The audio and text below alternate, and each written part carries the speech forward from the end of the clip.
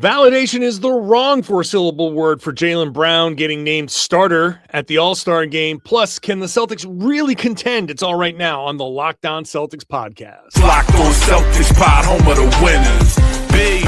Yeah, welcome back to the Locked On Celtics podcast right here on the Locked On Podcast Network. Where does your team every day? Your team is the Boston Celtics. I talk about them Monday through Friday. Bonus podcasts when they play on the weekend, like this weekend, Friday and Saturday nights. You get podcasts all week long, all weekend long, all next week. So make sure you're subscribed. Wherever you get your podcast, you can watch the show on YouTube. And join me, John Karalis, beat writer for SI, covering the Celtics for the Celtics on SI page. I've been covering the Celtics for about 20 years now. I've been doing this podcast for 10, and I've written a couple books about this team. This podcast today is brought to you by FanDuel. Join the FanDuel app. Open it up 6 to 7:30 p.m. on Fridays to see what's dropping at NBA Happy Hour only on the FanDuel app. Today, we're talking about a couple of leftovers from the road trip here, which really this road trip is just continuing. They come home, like this game against the Pacers on Wednesday is just an extension of the road trip. They went to Indy, Miami, where else? Atlanta, Detroit, Boston, Brooklyn. Like this is basically you go home, drop your stuff off. It's an extension of the road trip, but we'll talk about later on. We'll get into whether the Celtics can truly contend. They're the second seed in the East. That game against the Pistons shows that that would be an incredible series. Can the Celtics actually contend for a championship?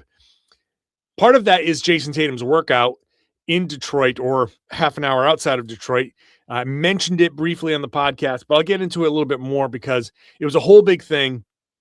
And I think there is something meaningful to that, but also I'm not sure how close he really is. So we'll get into that, but I want to start with Jaylen Brown's validation. That's validation, not vindication, as I had on my, for some reason I got vindication stuck in my brain, but it was his validation that that we're talking about. He was asked after the game, which is tough because we wanted to ask him before the game about all this. Excuse me. And I feel like because they had lost, and I just didn't think he was very happy about. To be honest with you, I don't think he was very happy about the loss. And then after the game, the national championship game was on in the locker room. And I think everybody had just moved on from the loss and the game was on. It was an exciting finish and people are watching it and they're talking about it. And I think Jaylen was still like fuming from the game. I don't think he liked exactly how that was going, but it was fine. It was not a big deal. But I think he was just kind of fuming at the end of the game. So he wasn't exactly in the best headspace necessarily. I think that his answer might have been different if he was asked before the game, like we had hoped, but he doesn't normally talk before games. So he was asked about being named a starter, and it was phrased as, is this some sort of like validation, which I understand why it was asked that way, because there's this perception of, Jaylen was always next to Jayson Tatum. It was always Jayson Tatum number one, Jaylen Brown number two. If one of those guys had to sacrifice, it was always Jaylen Brown. And he's been saying for years now that he is taking a big step back. He's the one that's really sacrificing the most, and kind of has let it be known. Like, I am capable of a lot more. You guys don't see it, and I'm doing what's best for the team. And okay, that's fine. Now, whether people believed it or not, there are plenty of you who are watching and listening who said, yes, he's absolutely right. He is capable of more.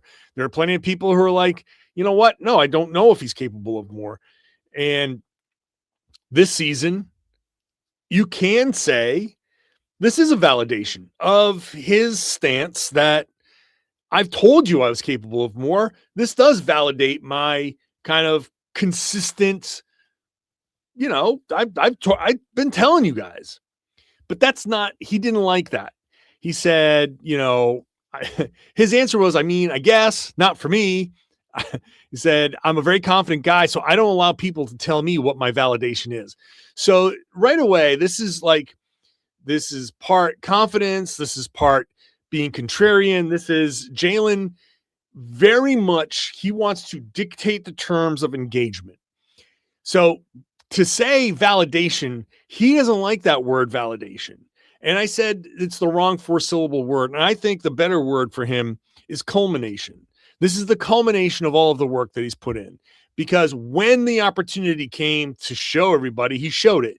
So it's not like, hey guys, I told you, you didn't believe me. This, and all of that stuff.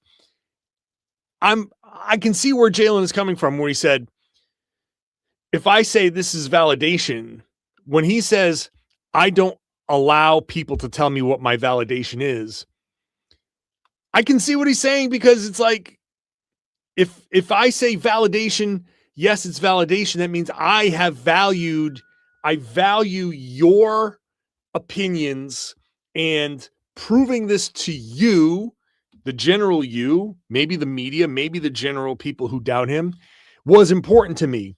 And I don't think he ever wants to let on. Even if it is, I don't think he ever wants to let on that it is. He wants this to be, I knew it. I didn't have to prove it to you. I knew it.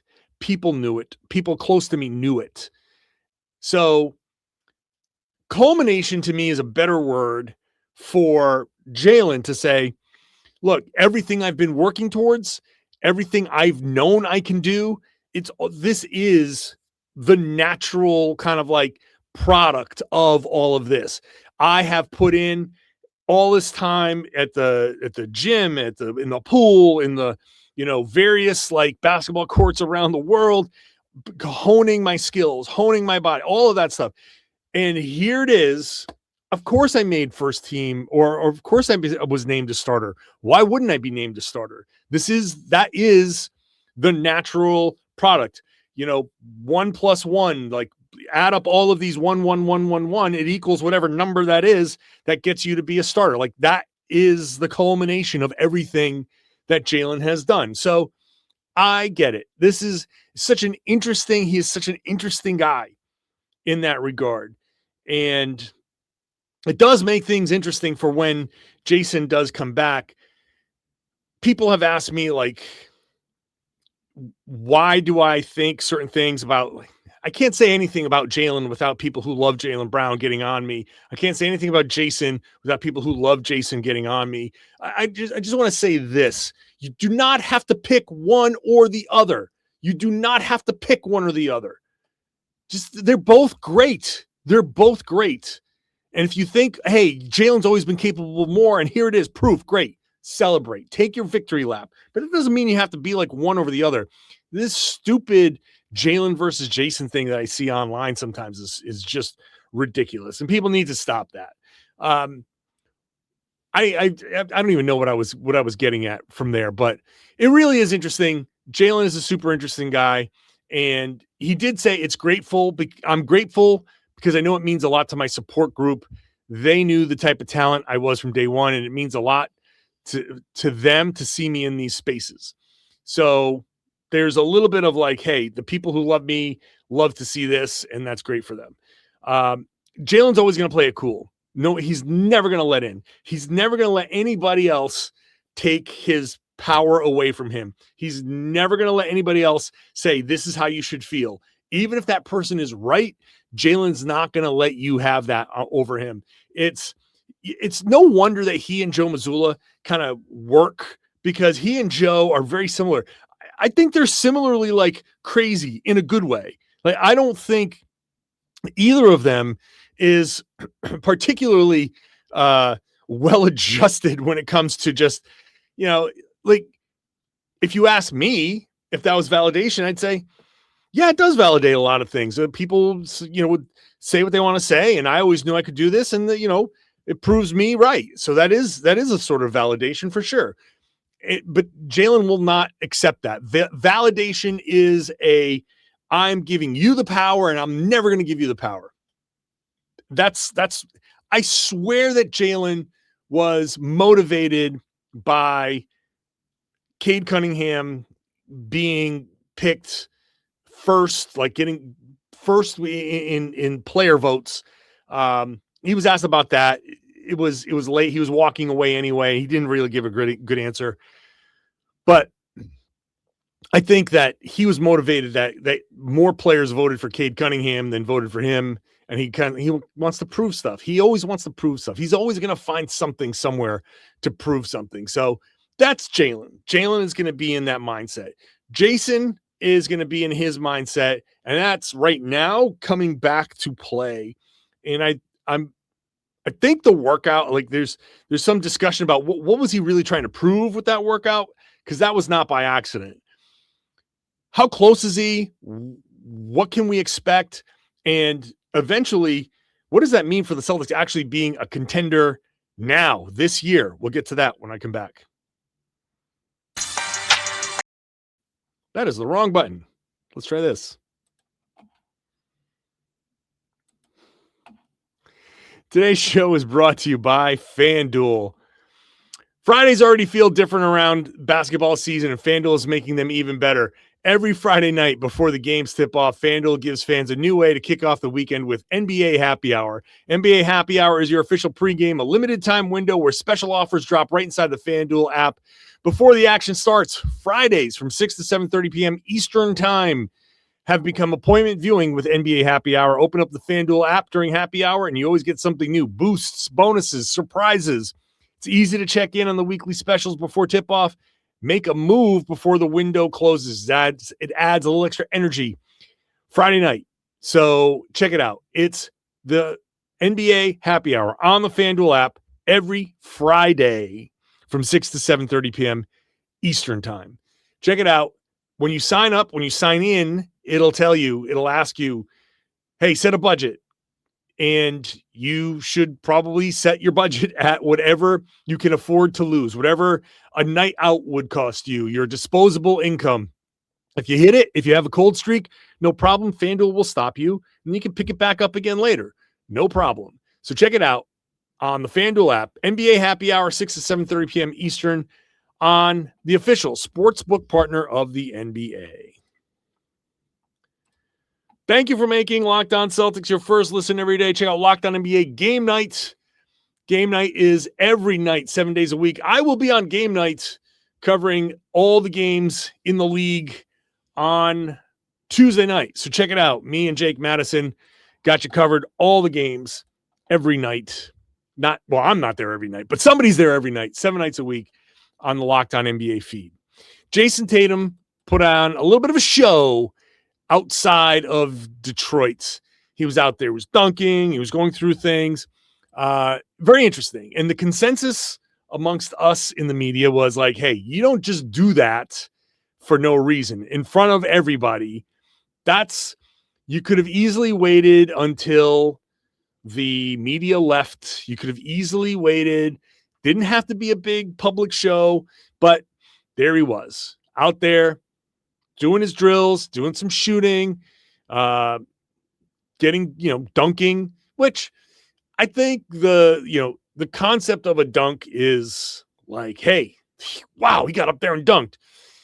Jayson is a big dude. He's like 6'10". Getting up to dunk is not that big of a deal for him. It's easy. It's very easy for him to do. So I'm glad that he's doing it. But I think that, first of all, it feels like there is a message behind the workout. Let all the media, hey, take a look. Here I am. Put it out there. Tweet it out. Everybody get excited. He's starting to work his way back. And I've been saying from the beginning that this is going to be, he's coming back this season. I know he's coming back this season. I don't know it because I've heard any information. I'm just saying that I know he's coming back this season because the initial timeline that's been talked about from people within his circle, his dad, was 8 to 9 months. And here we are. We are at 8 months. We're 8 months and a week, I think. And so 9 months is right at the All-Star break. So that's still plenty of time. And I'm happy to repeat myself. I want him back this season. I want him to shake off the rust. I want him to figure out who he is post-injury. I want him to play with some of the guys who are on the team. I want him to kind of go through all of the steps, shake off the rust, and not have the first NBA basketball that he plays be day one of next season. I want it to be this season. I want whatever it is, mid-February, early March. I want him to go through all that stuff. I want him to figure it all out. And then it doesn't matter. It doesn't matter to me if it causes a losing streak, a winning streak, or whatever streak. I don't care. This season, as I've said, is all gravy, and I don't want to take away from what the guys are doing now, and we'll get into what the guys are capable of now. But I also know that they're going nowhere without Jayson Tatum, right? They're really like, I hate to spoil the third segment a little bit, but they're not really going all that far without Jayson Tatum. Like, and if there was no Jaylen Brown, just to be clear to everybody, if it was reversed, I would say the same thing. They won't go that far without Jaylen Brown.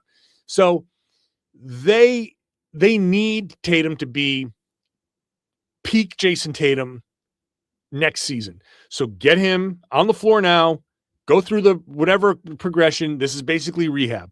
I've said that so many times on the podcast. I'm sure everybody kind of could just go along with me. So it's really not that big of a, like I've said this before. At the same time, he's probably coming back. He wouldn't do all this stuff without him kind of like coming back. And there is something to the possibility of him being, I think, Jayson Tatum. Now, I want to be clear. Brad Stevens, a little bit more than a month ago, talked about the steps, right? He said there are strength thresholds that have to be met. There's several weeks of progressions after that, scripted against small groups, scripted against bigger groups, scripted in 5-on-5, unscripted, random, all the way up through those. That's the progression. So what we saw in Detroit or Birmingham was really, from looking at the layout for what Brad Stevens said, that felt like scripted against small groups. He was very clearly following a progression. He was going up against 2-3 guys. It wasn't scripted big groups. It wasn't like multiple people on offense, multiple people on defense. That felt like scripted small group stuff. So scripted against bigger groups has to happen. Scripted 5-on-5 has to happen. Unscripted random has to happen. So it's, as much as that is enticing, exciting to have Jayson Tatum on the floor and showing us this stuff, there are still steps that he has to take. But at the same time, he doesn't look like if this wasn't like, if I didn't know he was hurt and you drop me off in that gym and you watch him, you say, okay, it's Jayson Tatum shooting around. Like this is Jayson. This is what he does, right? He's just getting ready for a game tonight. So I would never have thought that this is an aberration. Like, he didn't look like a guy that's coming back from some sort of injury. So it's encouraging to see, can he come back early enough, go through all the things that I'm talking about, and then at some point be Jayson Tatum again? Can he be? What percentage of Jayson Tatum does he need to be to change the calculus of this season for the Celtics and the NBA? What if he's 50%? What does that get you? What if he's 75%? What does that get you? What kind of minutes can he give you in the playoffs? Let's explore that, because the question of whether the Celtics can really contend depends obviously heavy on that. If they're going to actually contend this season, and when I say contend, mean actually make it through and have a real chance at winning a championship. Do the Celtics have a real chance at winning a championship? Let's talk about that when I come back. Today's show is brought to you by Quo. New year, new systems. This is the time when a lot of us look at the messier parts of how we run our businesses and think there has to be a better way, and there is.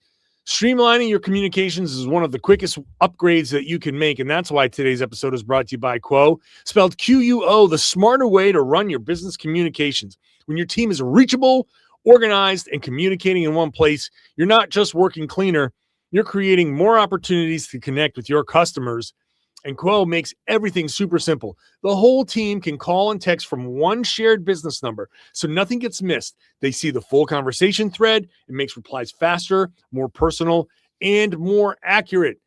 How many times have we been on the phone with a company? You talk to two different people, and they say two different things.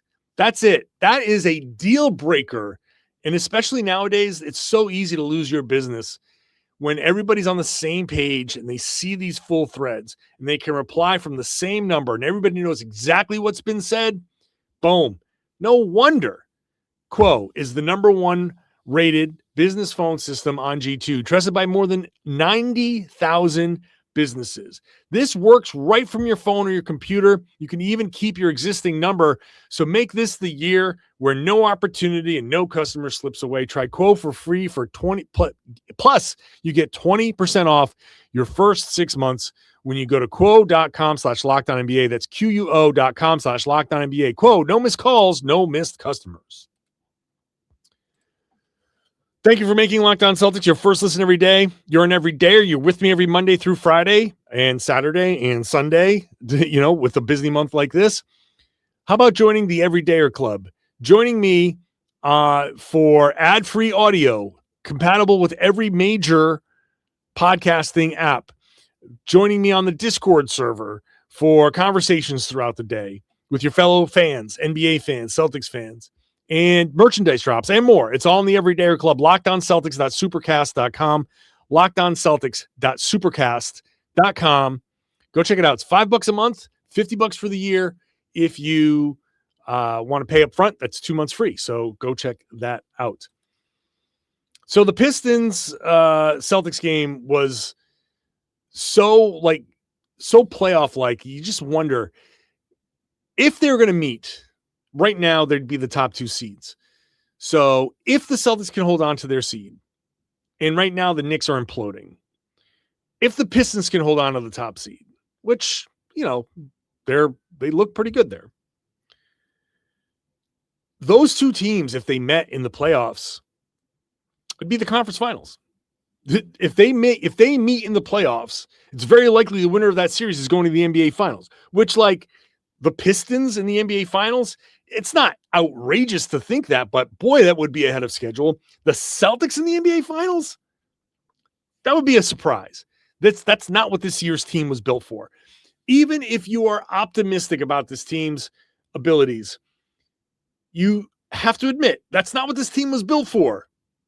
You traded away Porzingis and Holiday. You let Horford and Kornet walk. You brought in Garza, Minot.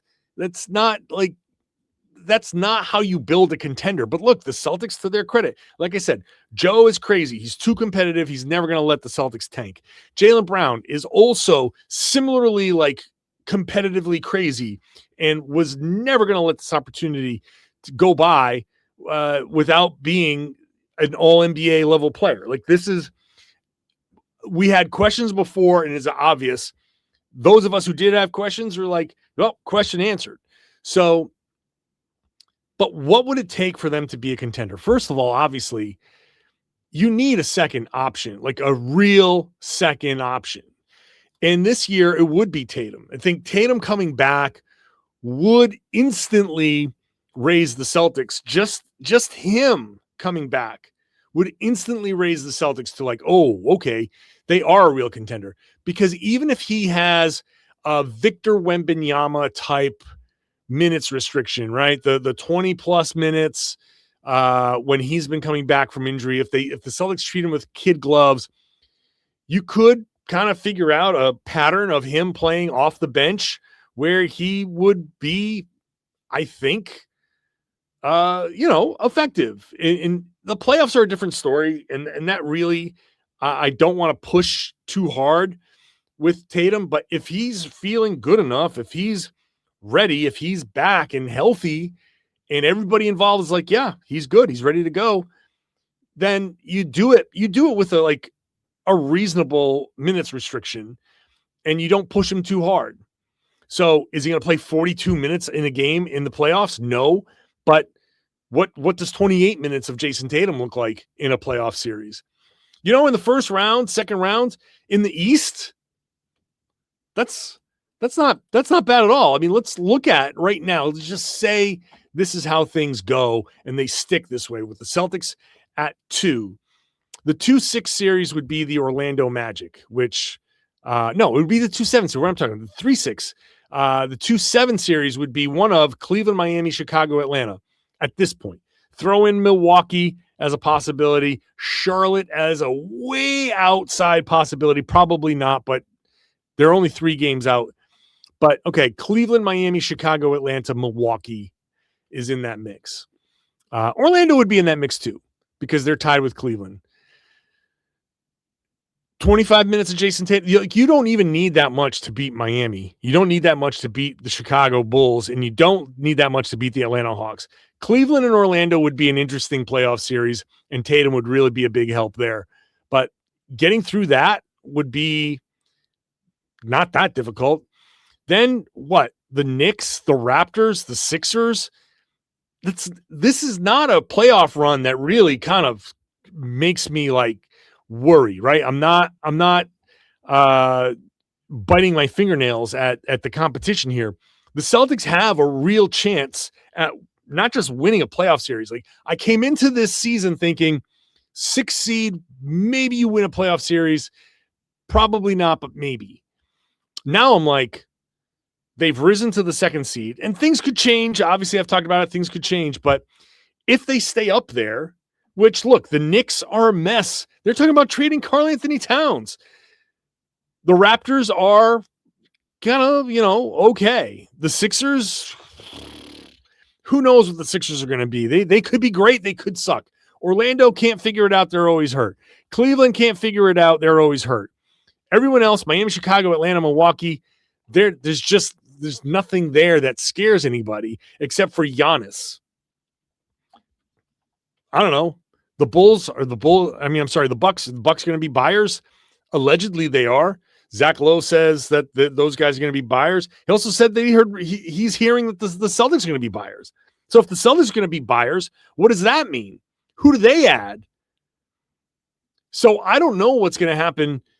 I don't think the Celtics need to make a move, or I don't think the Celtics should make a move specifically for this year unless they think Tatum is coming back, he can help, and that brings them to another level. It's possible that they could do an all-in kind of thing this year. And if you make a move, you're like, wow, that is an incredible move for right now, then that to me would tell me that Jayson Tatum is coming back and they have confidence that he will be ready, ready. I think the Celtics could be buyers just they're looking to upgrade, and they're always looking to upgrade. They're not sellers. That's for sure. They'll be buyers in a kind of more restrained way. If a good trade is there, they will make a buy now, win now kind of trade, but they're not going to go overboard and say, okay, here's Anfernee Simons and Sam Hauser, and just to get the whoever's available, and who cares? I don't think they're going to do that. I think a move that they're going to make, if there's a move to be made, it's going to be a very measured move without overreacting to what this season could be. And I think the biggest thing is the Thunder still exists, the Spurs still exist, the Nuggets still exist. Those 3 teams, the Celtics have lost to all of those teams. Well, not OKC because they haven't played them yet, but the Rockets, they've lost to the Rockets. The getting to the finals, it's all, who knows what happens if you get to the finals, and you can't play scared, just to say like, hey, this move is going to get us to the finals, but we're too afraid of OKC, San Antonio, and Denver. But reality is that you got to be good enough to give yourself a chance to beat those teams. So you can't just be good enough to get there. You want to be good enough to get there and have a chance.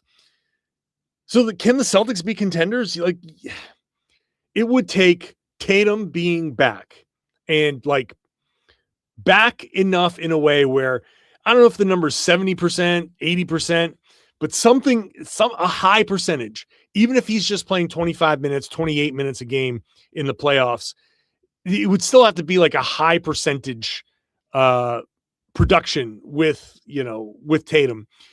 And I would be happy to have him coming off the bench in that regard. And you just say, you get him in a sub pattern where he becomes the Jordan Walsh minutes, and all of a sudden you upgrade Jordan Walsh to Jayson Tatum, things change significantly, and you still have a Jordan Walsh sitting there on the bench, and that just knocks down, like, maybe Baylor Shireman doesn't play anymore, but whatever. You need, number one, you need Tatum to be there and available. Number two, I do think you need to make another move. You do need to add to this team. If they're going to be true contenders this year, they do need some help at the center spot, because it's nothing to do with Neemias Queta. It's more like you got to have another big kind of rim protect. You need somebody the defense can't take as big a hit as it does with Garza on the floor. Like, Garza's strength is, I'm going to get you more possessions. We're going to keep the ball alive. I'm going to hit a couple of shots for you. We're going to live with the defensive stuff. We're going to hope that you miss some shots. We're just going to maximize our offense. That can't be how the playoffs go, because he's going to be too targeted. It's going to be too tough. You need somebody else to work alongside Queta, whether Queta starts or the new guy comes off the bench or vice versa. Either way, I don't care. Queta is obviously a big plus for the Celtics on defense. You need another guy to help in that regard to be similar. So if the Celtics are truly going to contend, they do need to make a move. I, again, caution, just don't overreact to this season. If you're going to move Anfernee Simons, which I think if this is how it goes, like, then you gotta make sure you're bringing back a high quality long-term player. Maybe it's Sam Hauser that gets moved. Maybe it's Hauser and maybe you make a different move and you package a couple of players and you bring back you go Hauser, and maybe it's just Hauser and Ugo, and which would suck, but you keep Simons and you trade away some young wings and you bring back a player and you just, at that point, you're going for it. If Tatum's back and you keep Simons and you bring in another center that way, then Simons can make up for some of the shooting that you lose, and you've got Tatum coming in to make up for a whole lot of that shooting that you lose. I can see a path. I don't know what Brad Stevens is cooking, but he's always cooking something. And the one thing that I've learned very quickly with Brad Stevens is, if I don't see it, I'm not going to be trying to guess it, because I'm never going to be right. I'm just never going to be right when it comes to Brad, because he's always 2-3 steps ahead. And it's, whatever he comes up with, I have to like take a second, go back and be like, how did I not see this coming? Because he's brilliant is what it is. He's brilliant, and whatever. So I don't think the Celtics can contend without Tatum coming back. I don't think the Celtics can contend without making a move. This team, as currently constructed, can get you a one series win, depending on how it breaks, maybe 2. I think this team's ceiling, with just without anything else, with Tatum not coming back, or Tatum coming back and being like 50% of himself or something, not being Jayson Tatum for some, like, that team is not getting past Detroit. And their ceiling to me is conference finals, which would still be amazing. And that would open up a whole lot this summer. But that team is not a true contender. You need other things. You need Tatum. You need a move to be like, oh, wait, now the Celtics all of a sudden are a contender. All right, we'll see how it goes. We'll be back tomorrow. Tomorrow, Celtics Pacers at home. I'll be at that game. So post-game podcast after that. Make sure you're subscribed. Watch the show on YouTube. Really do appreciate you being here every Monday through Friday. Bonus podcast, like I said, this weekend, 2 games, Friday, Saturday. So it's going to be podcasts like crazy. So subscribe. And now I would love it if you shared the podcast. Tell everybody they should be listening to and watching the Locked On Celtics podcast here on the Locked On Podcast Network. It's your team every day.